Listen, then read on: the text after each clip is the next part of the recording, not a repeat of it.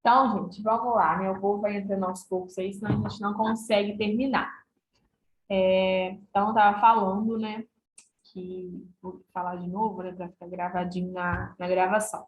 Que as bactérias, né? Elas se reproduzem de forma fácil e é muito importante a gente conhecer, né? As formas que elas se reproduzem, porque a gente, como eu disse na aula passada, né? As bactérias elas são muito benéficas, mas elas também, né? Têm seus malefícios e a gente tem que saber como elas se reproduzem para a gente saber como parar, né?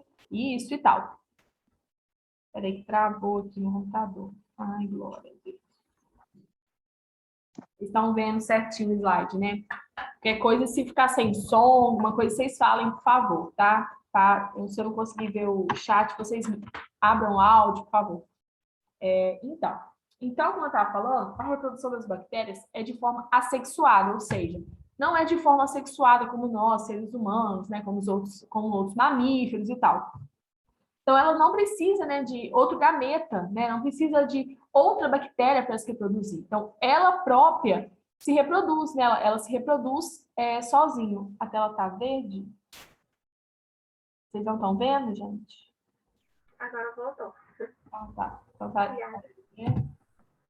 Vocês estão vendo a fotinha agora, né? Yes.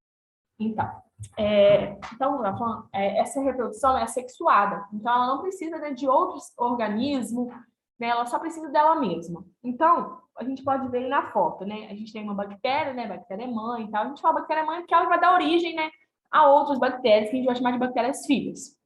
Então, a gente tem uma bactéria mãe, a gente está vendo a célula, né? Uma célula procarionte, que a gente já cansou de falar que é uma célula procarionte e tal, que o núcleo ali está disperso no citoplasma, então a gente vê uma célula normal, tudo certo, né? O que acontece? Nessa célula, nessa bactéria-mãe, quando ela começa a sua reprodução, ela começa a duplicar o DNA dentro dela mesma, né? Você está vendo que tem um novelinho aí de DNA e ela duplica esse DNA. Então, fica 2 DNA daquela célula mãe, igual dela, dentro da célula, entendeu? Então, é um DNA que ela, né, quando ela ativa o seu processo de reprodução, ela duplica esse DNA, né? Então, né, que é o cromossomo bacteriano, né? Então, ela duplica esse DNA, formando 2 DNAs dentro das células. Essa é a primeira etapa, né? A primeira etapa, então, é a duplicação do DNA. Depois disso, a gente tem o que a gente chama de fisão, né? Que vai formando o quê? Um septo. Vocês estão vendo ali na quarta fotinha ali?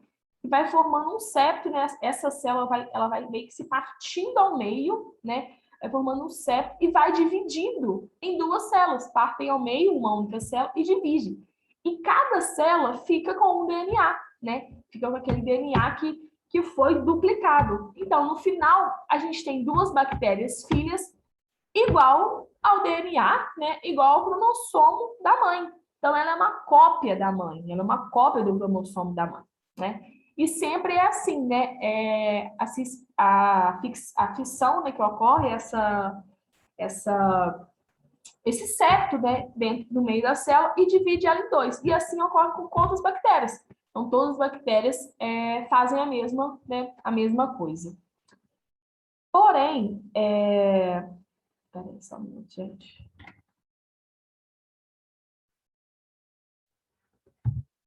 Só um minutinho.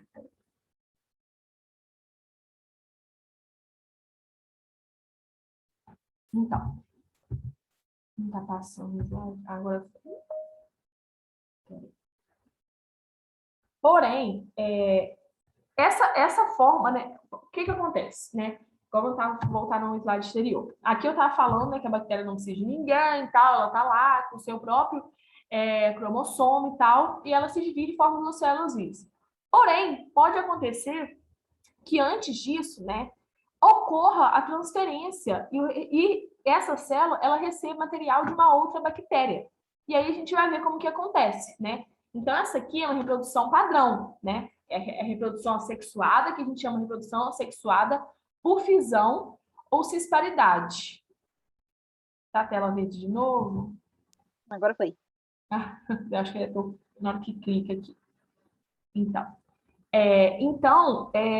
é essa, como pode dizer, essa reprodução que eu mostrei para vocês agora, essa reprodução assexuada por fusão, ou cisparidade, que é o nome, ela ocorre em todas as bactérias. Porém, vou mostrar agora, existem 3 casos, que é o caso da conjugação, da transformação e da transducção, que ocorre transferência de material genético de uma bactéria para outra. Então, aí envolve dois tipos de bactérias. Não quer dizer que elas vão ser, não quer dizer que elas não estão fazendo reprodução sexuada igual a gente.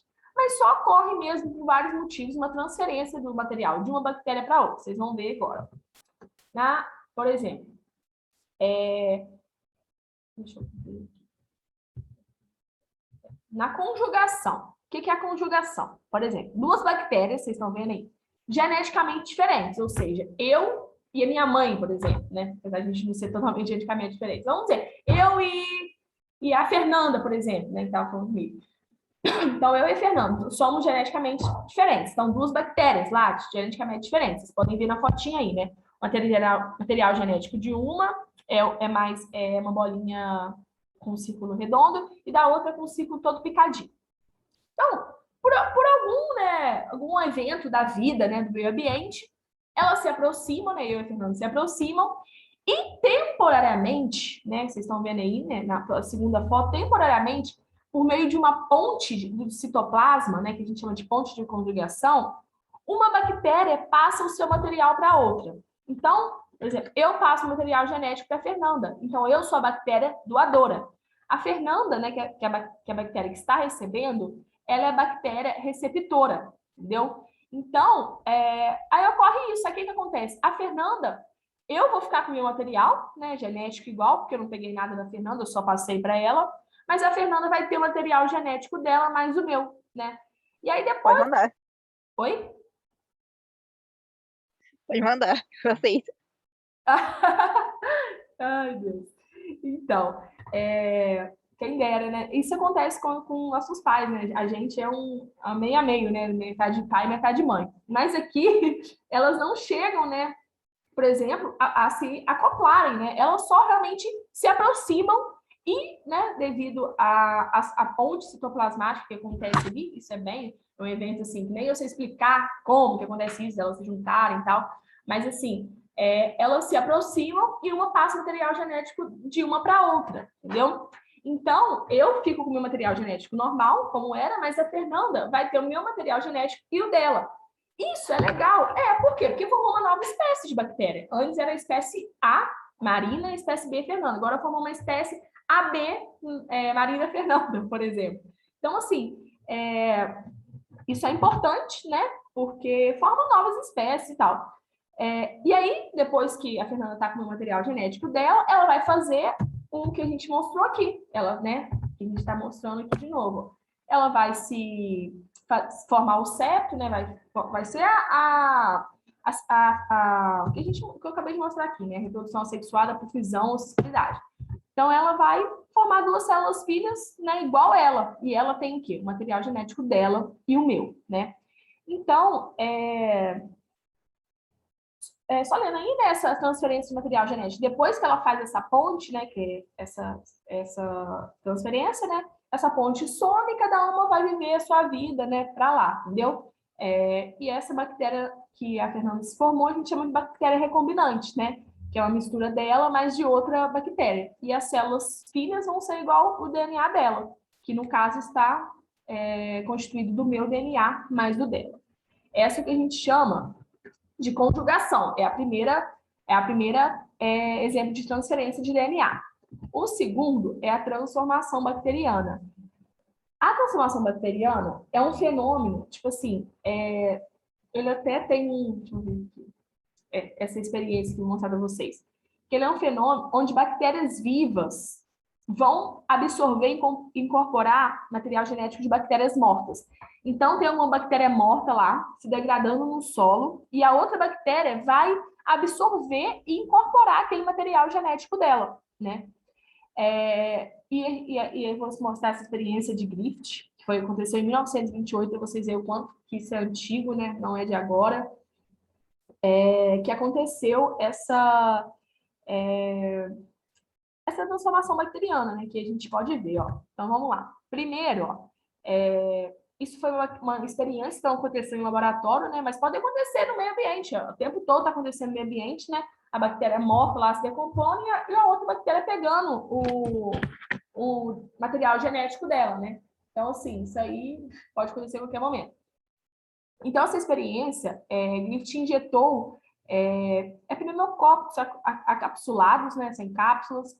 É tipo uma bactéria sem cápsula em camundongos, né? E verificou que os animais não adquiriram pneumonia. Então, eles permaneciam vivos, né? E aí, isso foi na parte A, né? Então, ele injetou, né, nos bichinhos lá na experiência A e viu que esses bichinhos não adquiriram pneumonia e não morreram, né? Porque esses pneumococos encapsulados, eles eram pneumonia, esse tipo de bactéria. Então, os ratos lá não pegou pneumonia e não morreu. Já no outro que ele injetou, os animais adquiriram pneumonia e morreram, né? O que aconteceu, né? Depois que... Peraí, só um minutinho. Deixa eu ver se tem outra foto aqui. Tem um livro aqui, porque acho que isso vai meio difícil. Peraí.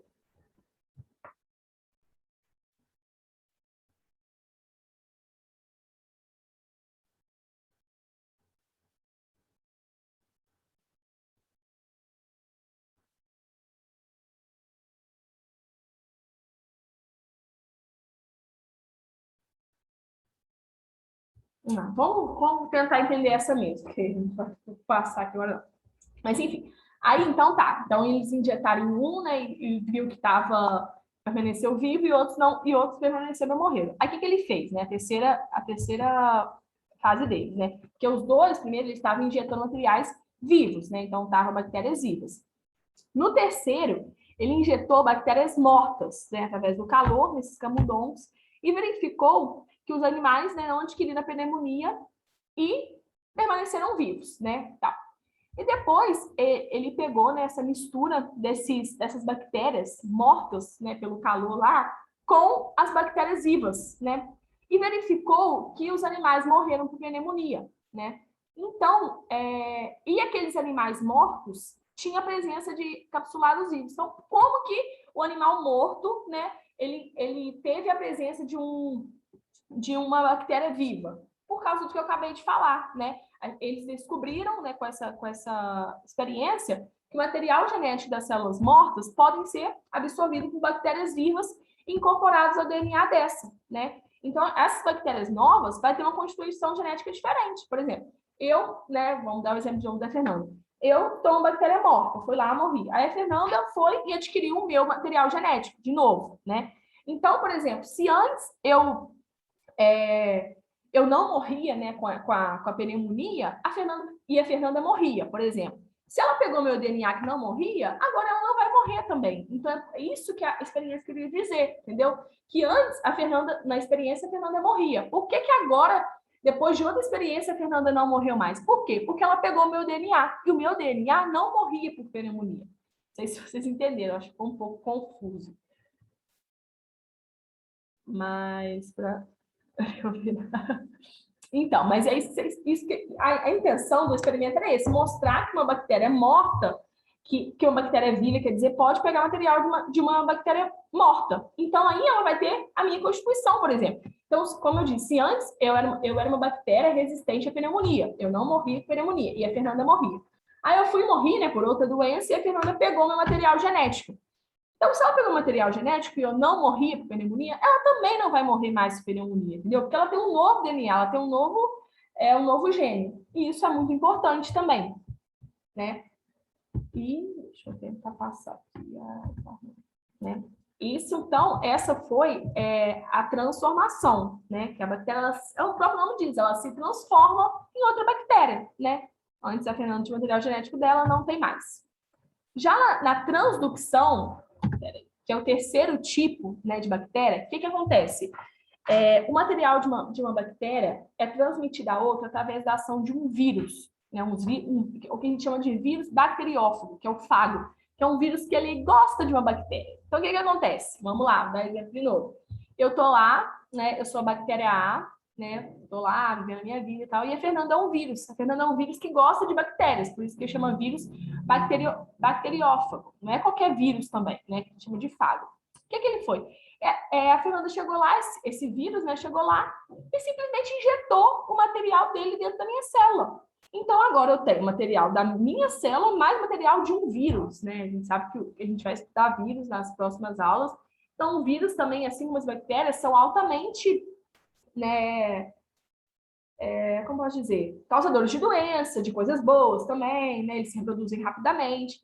Então, agora, essa célula, essa bactéria, né, ela vai formar, como eu posso dizer, o material genético dela, mais o material genético do vírus, né? Porque agora ela tem esse material genético do vírus, e o vírus vai ter o material genético dele, mais o da célula, ó, mais o da bactéria. Então, por exemplo, aí, ó, ele vai sair, né? Porque ele entrou na célula. Então, a Fernanda entrou na célula e tal, e aí ela saiu levando também o que é meu, né? E eu fiquei com o que é dela também. Então, assim, foi uma troca, foi uma confusão. Então, agora a bactéria tem, né, a composição do vírus e o vírus tem a composição da bactéria, né? Ele tem aquele código genético da bactéria, né? Então, por exemplo, aí esse vírus pode pegar e fazer o quê? Entrar em outra bactéria. Então, ele vai passar para aquela bactéria, por exemplo, a bactéria para Clara, por exemplo. O DNA meu mais o da Fernanda. Então, a Clara vai ter o meu DNA mais o da Fernanda.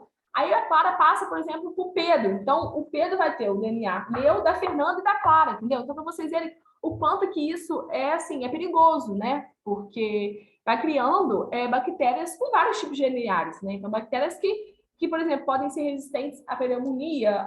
Por exemplo, eu sou resistente à pneumonia, a Fernanda é resistente à gripe. A Clara é resistente, sei lá, ao coronavírus. Então, assim, então o Pedro vai ser resistente à pneumonia, ao coronavírus e a gripe. Então, tipo assim, vai ser uma bactéria muito forte, uma bactéria assim, né? E tudo começou com o quê? Com um vírus, né? Que entrou lá e fez essa troca toda de material genético.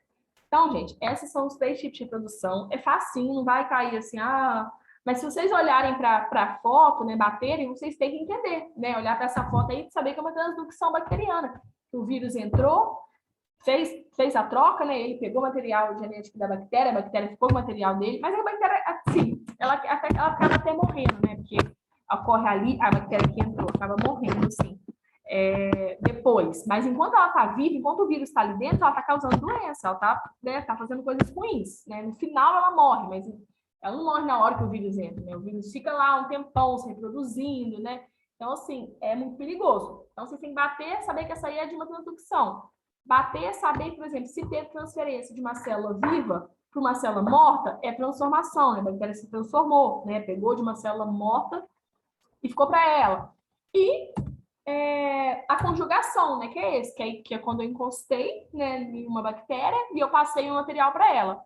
A célula doadora não vai mudar esse material genético, mas a célula receptora, né, no caso que a gente deu o exemplo foi a Fernanda, ela vai mudar esse material genético. Então, né, esses são os 3 tipos. Eu acho que não vai dar tempo, né, deixa eu ver, de começar os exercícios. Espera aí.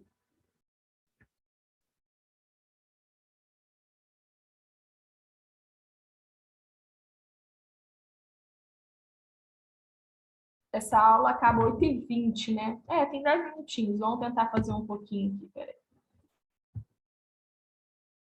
Tentar fazer... Peraí. Vocês estão vendo aí os exercícios? Estão vendo, gente? Sim. Então, vamos tentar fazer só um pouquinho, né? Porque vocês têm alguma dúvida da bactéria? Eu mandei os exercícios, né, hoje. Aí, com os exercícios, vão entender melhor, né? Leiam os slides de novo e tal. E aí, a gente encerrou a bactéria. Na próxima aula, a gente já vai falar de fungos, tá? É bem legal também. E na outra aula, a gente vai começar vírus. Então, agora vai ficar uns temas mais interessantes, porque eles falam assim, mais do nosso dia a dia, né? Fungo, a gente tem as infecções, as micoses, né? Tem uma coisa bem conhecida, né? Então, vamos lá. Então, só para a gente tentar fazer tem uns 8 minutinhos ainda, para a gente tentar fazer alguns exercícios. Vai mandando no chat aí, ó. Vamos lá. O primeiro, né? Peraí, deixa eu só ver. Vamos lá. Aqui a gente está vendo 4 tipos de células, né? Eu mostrei as fotos de algumas células para vocês. Eu falei, procurem, né? Células não, perdão. Organelas, né? E aí, quais são as organelas? Primeiro tem que saber, por exemplo, está falando lá qual que é a função dessas organelas. Mas como que eu vou saber se a função daquela organela é respiração se eu não sei diferenciar, né, essa organela, né? Então, vamos lá. Qual que é essa primeirinha aqui, vocês sabem?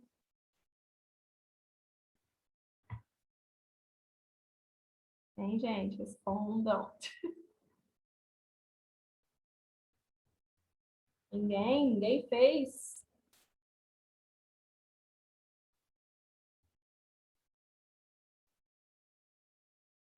Oh, meu Deus.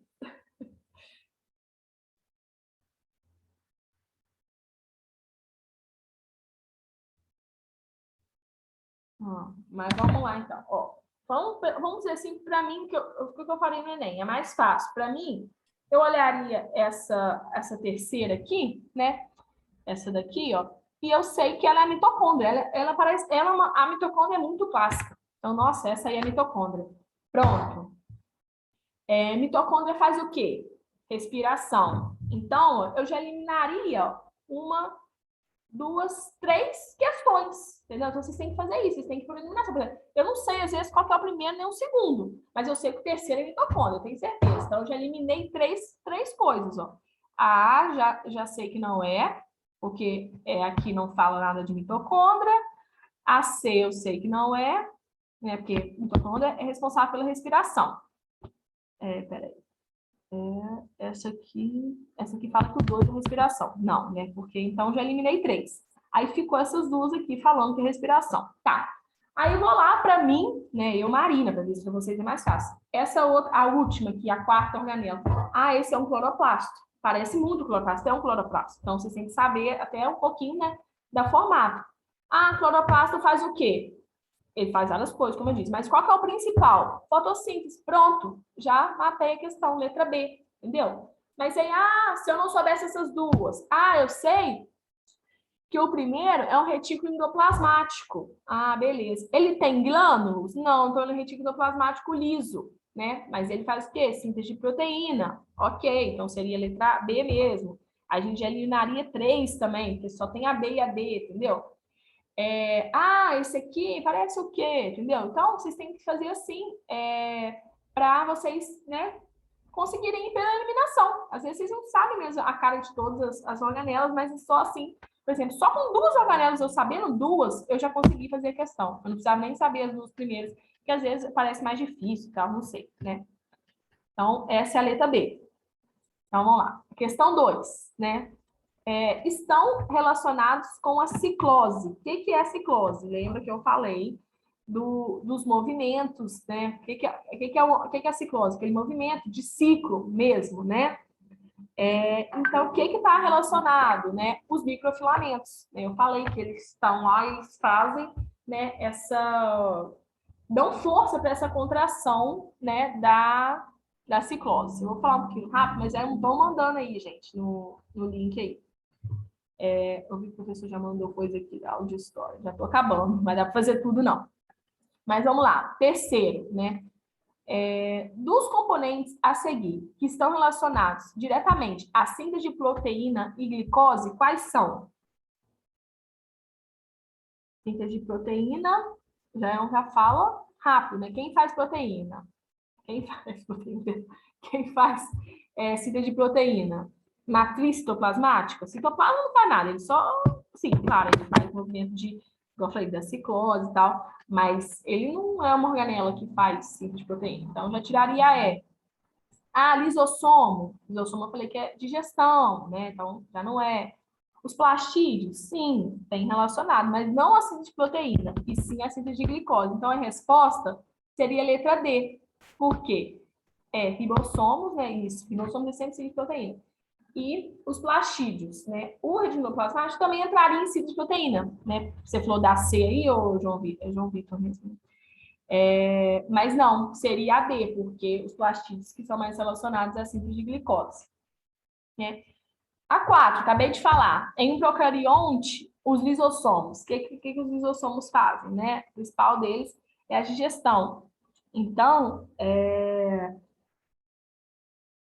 qual que tá certa nessa daqui, né? Essa é certeza. Contém poucas enzimas eletrolíticas? Não, os lisossomos têm bastante enzimas, né? Possuem enzimas oxidativas, a gente viu lá das enzimas oxidativas que são os... Esse é o nome agora, mas não é. São de aspectos morfológicos diferentes dos eucariontes? Não, porque ele está presente em células eucariontes. Tem propriedade de síntese? Não. Então, em umas... perdão, gente, eu quero falar que eles têm propriedade de síntese. Sim, mas na célula de um procarionte, os lisossomos, eles não são encontrados, né? A resposta certa é a letra E. Perdão, eu estava lendo a pergunta de uma outra forma. Vamos lá, recapitulando. Está perguntando na célula procarionte os lisossomos. Não são encontrados, eu acabei de falar aqui. Eles não têm aspectos diferentes dos eucariontes, por quê? Porque eles são encontrados nos eucariontes. Então, essa aí teria errada, né? Porque eles têm aspectos parecidos. Tem propriedade de síntese? Não, porque na célula procarionte não tem lisossomo. Então, a resposta certa seria a letra E, porque os lisossomos não são encontrados em células procariontes. O que eu falei que tem em célula procarionte? Membrana plasmática, parede celular, ribossomos e núcleo, né? Então, não tem organelas quase nenhuma nas células procariontes, que são de bactérias. A gente acabou de ver bactéria. A gente viu que não tem lisossomo em bactéria, não tem cloroplasto, não tem centríolo, não tem um monte de coisa. Deixa eu ver outro aqui legal, só para passar aqui. É muito... Essa aqui é difícil. Vamos falar aqui dos cílios, né? Dos cílios e flagelos. O que eu falei? Os cílios, eles têm... vamos lá. A letra A. Os cílios são responsáveis pela locomoção de procariontes e o flagelo de eucariontes? Não, eles são responsáveis pela locomoção de procariontes e de eucariontes, né? Tanto a célula procarionte quanto a célula eucarionte tem cílios e flagelos. Então, essa está errada. B. Só se encontra cílios em relação com o movimento vibrátil de células fixas e flagelo com locomoção de células unicelulares? Não, não tem nada a ver. Ambos são estruturas de função idêntica? Sim, ambos são estruturas de função de locomoção, né? Os cílios são pequenininhos, mas eles fazem a célula se locomover, e os flagelos também são de locomoção, né? Apesar de serem praticamente únicos e maiores. Eu falei que o tipo de movimento deles é diferente, né? O flagelo ele se movimenta meio que ao redor dele mesmo, e os cílios é um movimento de lado, né? Para lá e para cá. Mas eles têm a mesma função, que é movimentar, né? E como eu disse, eles se distinguem por diferenças quanto ao tamanho e ao número por células. Exatamente. O tamanho dos cílios é menor, do flagelo maior, e os cílios são mais numerosos e os flagelos são menos numerosos. Então, seria a letra C. A letra C está certíssima. A D está errado, os cílios determinam a movimentação de fluidos extracelulares que não pode ser realizado pelos flagelos. Errado, os dois sabem a mesma coisa. O movimento do flagelo é ativo, consome energia, e do cílio é passivo. Não. Então, os dois, né, fazem a mesma função. Então, essa seria a letra C. Então, gente, façam os exercícios, tá? Porque agora já acabou o tempinho e tal. Mas semana que vem eu tento corrigir o resto com vocês. Desses, aí tem o que eu mandei também. Tem 3 exercícios. Tem esses, o de membrana plasmática, parede celular, e o de bactérias agora que eu mandei, tá? Então, façam eles, a gente termina eles semana que vem e começa fundo. Bom? Então, vou parar a gravação aqui. Até mais. Boa noite, viu, gente? Obrigada.